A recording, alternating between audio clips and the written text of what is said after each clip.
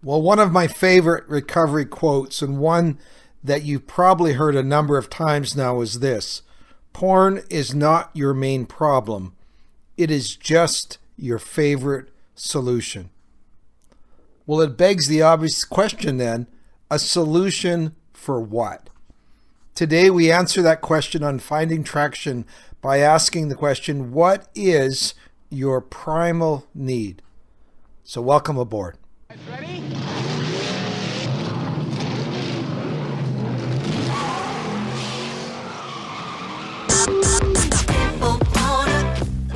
When it comes to porn, are you stuck, spinning out, or slipping backwards in your life? If so, then welcome to the Finding Traction podcast, a show dedicated to those who are looking to gain recovery momentum away from porn and toward the life and relationships they have always hoped for. Now, here's your host, Vern Tomke.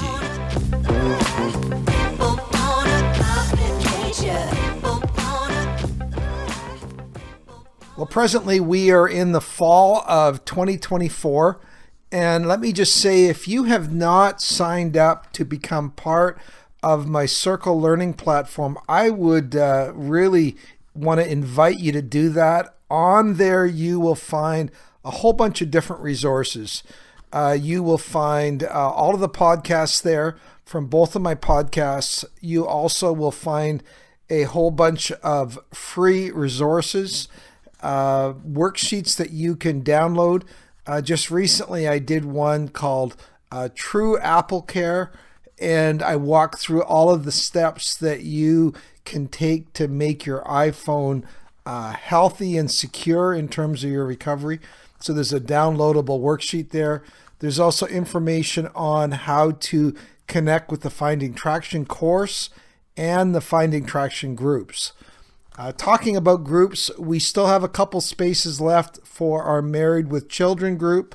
If you are in the midst of recovery, or you feel like, I am dealing with the challenges of raising a family and also dealing with my own struggles around porn, we would love you to consider joining our group.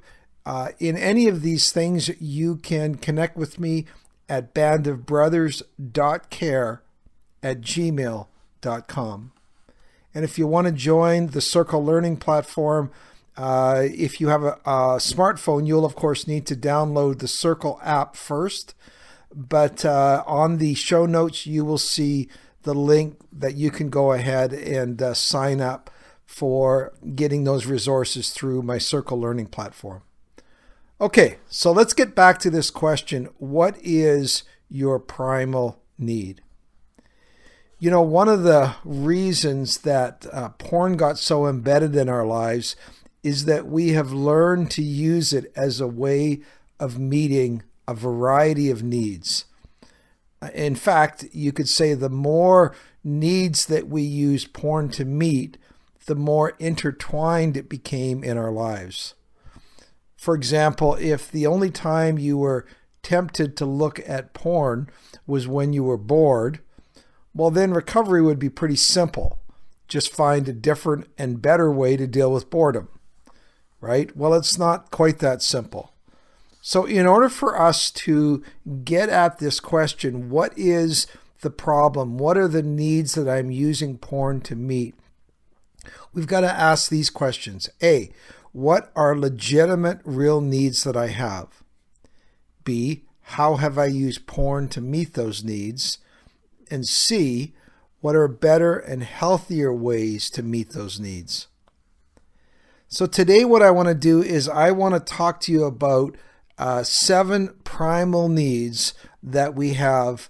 And it's just a way for you to answer this question. What are my basic needs and how have I been meeting them?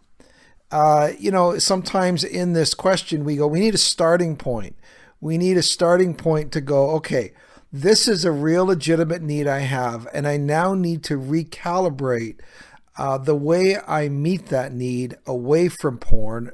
I've used porn as a coping mechanism for this need, and I got to develop a better way of living that doesn't involve the negative and toxic results that I get from using porn to meet a legitimate need.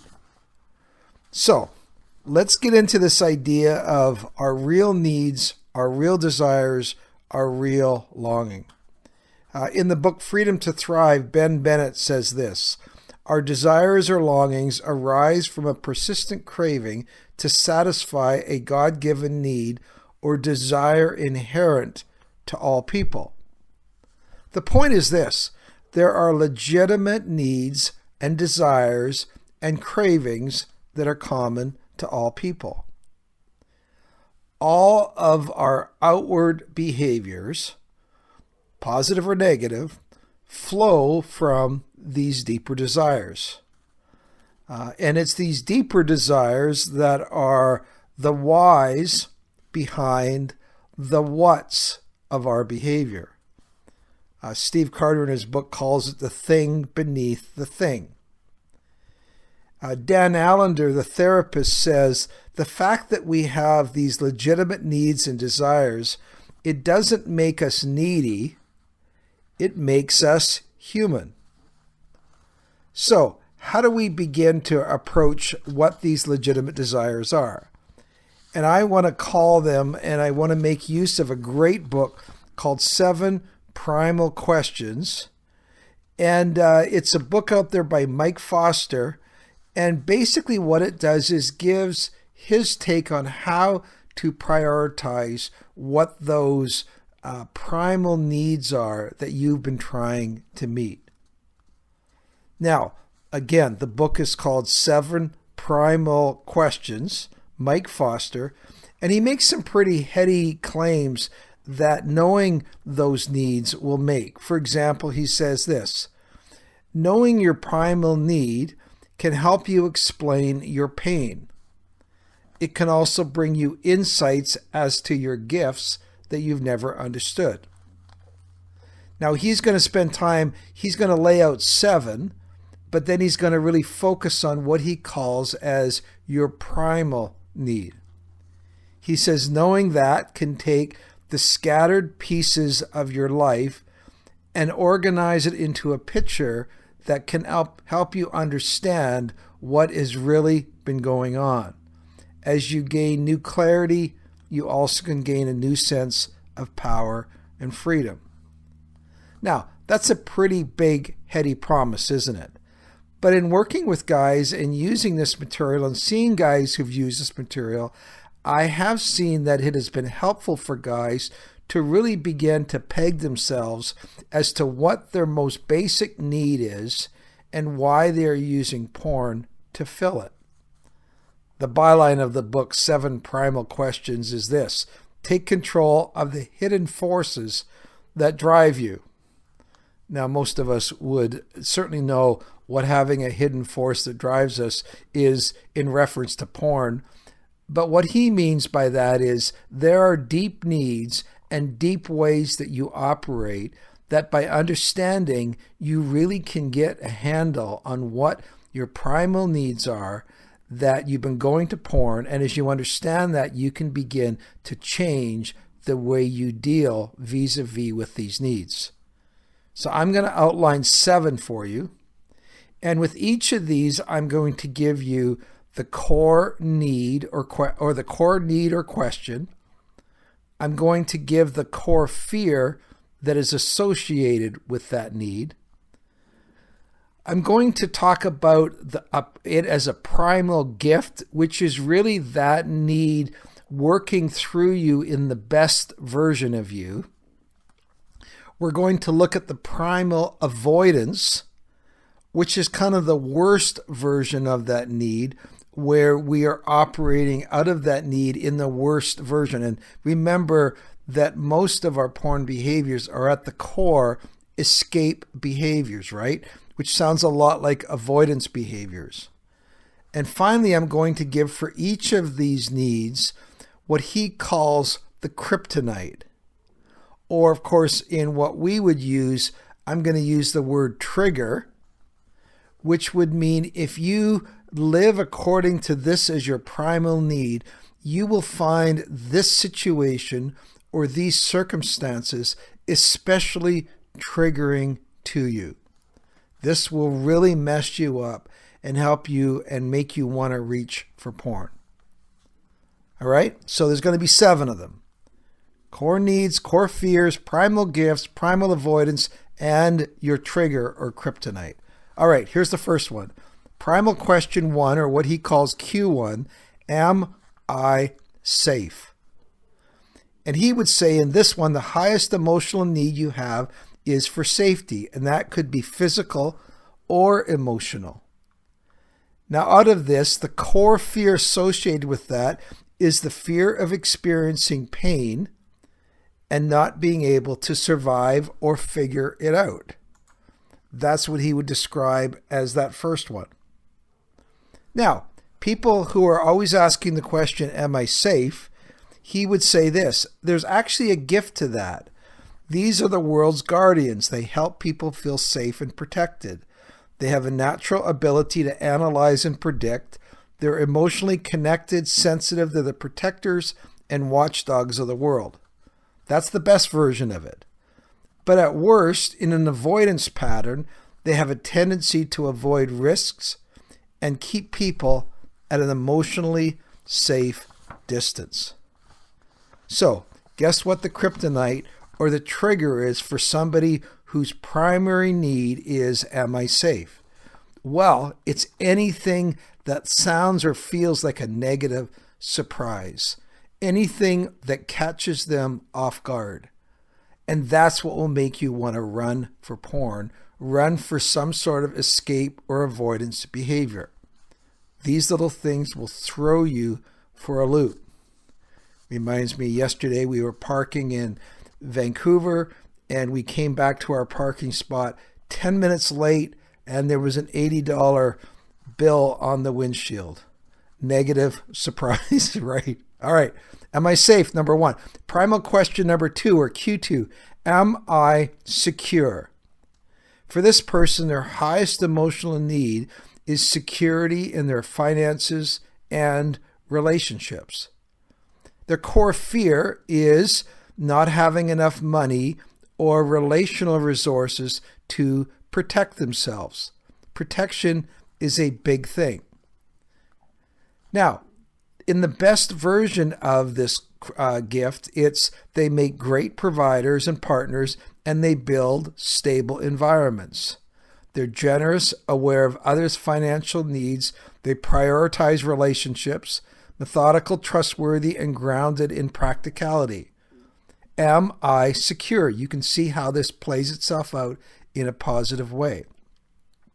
But when it becomes an avoidance thing, that security goes sideways. They fixate on hoarding money or controlling people or circumstances around them. They become control freaks, and that is in terms of what goes on. Now, what is the kryptonite, the trigger? Anything that tweaks financial instability or emotional instability. That makes them run for the medicine jar. It's that question, am I secure? Okay, primal question number 3, am I loved? Now, the highest emotional need for a Q3 is this, to feel known, seen, and emotionally connected to others.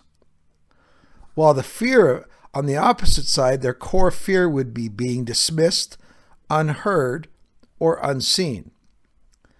Now, people with a primal or Q3, am I loved, at the best, they're loving and they care for others' emotional and physical needs. They create environments that enable others to be seen, heard, and treasured. Thus, they're relationally strong and well-liked. That's the best version. But the avoidance version is when they're wounded, they withhold their hearts from others to avoid manipulation and abuse. Despite needing close connections, they keep people at a distance in order to protect their feelings. So what is the trigger? The trigger is indifference. When other people are indifferent to them, they experience it as being unloved. And that makes them run for the medicine jar. Okay, primal question number 4 is this: am I wanted? You can really see the connection with porn on this one, right? Their highest emotional need is inclusion, feeling accepted, and pursued. Their core fear would be being excluded, replaced, or shunned. So the primal gift that Q4s bring is an uncanny and unique ability to make other people feel included and a part of something. They're strong in social settings, good with people, have positive relational skills. They also possess an innate drive to include others, especially outsiders, and make them feel welcome. They're powerful connectors and team builders. When I'm running my groups, and I have a number of different groups, when I have a Q4 in the group, man, I just have to sit back. They're the ones that are reaching out to people. If somebody is not engaging, they're often saying, hey, where's so-and-so? They're often the first ones to comment when somebody puts on a group message that they're struggling, because that's their superpower, so to speak. But when they're wounded and they move into withdrawal, they self-isolate and wait for others to engage rather than initiate. Now, their kryptonite, their trigger, would be anything that makes them feel rejected, left out. That would be their trigger. All right, we got 3 more here. A primal question, or Q5, is, am I successful? Their highest emotional need is to feel and be appreciated for their contributions. Their core fear would be being seen as incompetent or underachieving. Now, the superpower, the special gift that a Q5 brings is they help everyone win. They're self-starters. They have an innate ability to solve problems and make things better around them. They have an entrepreneurial spirit, and they really engage in multiple initiatives and produce great work. They bring all sorts of benefits to people who have the privilege to work with them. That's a Q5. But a Q5 who moves into avoidance, they ask themselves, they look simply for easy wins where success is guaranteed. There's no failure or no risk here. And they may withdraw from real challenges and settle for just the appearance of success. Right? Now, the kryptonite, or the fear of, am I successful, is, of course, failure, real or perceived. That is their trigger. All right. Q6, primal question 6 is, am I good enough? Their highest emotional need is affirmation, having their uniqueness valued and recognized. Now, their core fear is judgment, to be negatively thought of or criticized. So these are people who are very afraid of being vulnerable in a group setting because there's a real risk that people might reject them, or if they find out they're in a group, such as one of our groups. Now, as a primal gift, their best version is their value-making machines. They can basically spot untapped resources, and they're advocates for other people's ideas. They do seek out pivotal roles, and they are highly practical, and they are good at seeing possibilities around them. Because in one sense, they're often critical of themselves, so they're often very good at recognizing the gifts of other people, because they know what it's like to feel judged themselves. But when you have a Q6 who's always asking, am I good enough, and they're wounded, then they tend to see themselves as a victim. They can withdraw into places where you can't reach them. They may shut down altogether and refuse to engage. Or they simply may engage in narcissistic behaviors, going to certain extremes of arrogance and puffing themselves up. What is a kryptonite to a Q6? who's always asking, am I good enough? Well, it's criticism. Criticism is what sends them running for the medicine jar. Finally, Q7, do I have a purpose? You see, their highest emotional need, their primal need, is for significance, to be part of something bigger than themselves. Their core fear is meaninglessness, which is basically a purposeless life that squanders their gifts and squanders their calling. Now, you can probably see the gifts that Q7s bring. They imagine the best version of the world. They're always bringing vision, projects. They're trying to make the life and the world around them better for everyone.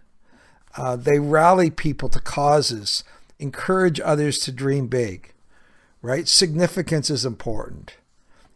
Everybody is important to a Q7. So they bring a lot of value. But a Q7 who's in avoidance mode, they use the best as an excuse to not get started, because they get obsessed with finding and doing things just the right way.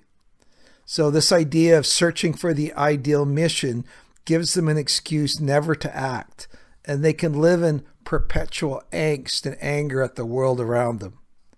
In other words, by seeking the perfect, they miss the good. Now, what would be kryptonite or a trigger to a Q7? It would be life without meaning as part of that. Now, this is the whole idea. You go, okay, what is my primal need? Now, you might look at all 7 of those and go, some of those, maybe 2, 3, or 4 of those, I could see, yeah, I think I kind of roll that way. I think those things have, they resonate with me. There might have been 2 or 3 of those that go, you know what? That's just not me. I don't sense that that's really the way that I roll. So I think I can dismiss those. So how do I begin to prioritize, or where do I start in asking myself, what is that core need, need that I have that in one sense brings out the best in me, but also makes me susceptible to the worst when I face my kryptonite? Well, fortunately, the author of this book has given a few tools for that. Let me just say, if you go to the show notes, you will see a link that you can actually do a bit of a quick survey that will kind of give you your very top, your primal question. And you will see your primal need, you will see your primal fear, you will see what is kryptonite to you, and it's a helpful starting point. Now, like a lot of these online things, and this only takes maybe 3 or 4 minutes to do, you do have to give your email information. So, I'm sure you've probably figured out I have my own separate email account that I use for when I do any sort of thing like this, so that I don't continually get emails in my personal email thing. So maybe that's how you want to do it. But in the show notes, I also want to recommend you perhaps buy the book, 7 Primal Questions. You can also in the show notes get a link to a PDF that gives you the first 3 chapters of the book free on, and you can decide, is this helpful for me in this place? Again, I will say that guys that really know, their top 2 primal needs, it is really helpful. They go, here I am. I'm being tweaked right now. Okay, I'm going into a situation that I know potentially could leave me vulnerable to reaching for my medicine jar, porn, because those core needs are being tweaked right now, and I'm facing my kryptonite. And then you can begin to explore, and the book does a really good job of saying, if this is your core kryptonite, what are positive ways that you can recalibrate your approach to that so that you're not reaching for negative things and actually looking at building positive things and positive solutions in your life. So when we go back to the question, porn is not your main problem, it's just your favorite solution, we can ask ourselves, okay, then what are those core needs and how am I looking to porn to meet them? I hope that gives you enough just to make you curious. Once again, the book, 7 Primal Questions. We'll see you next time.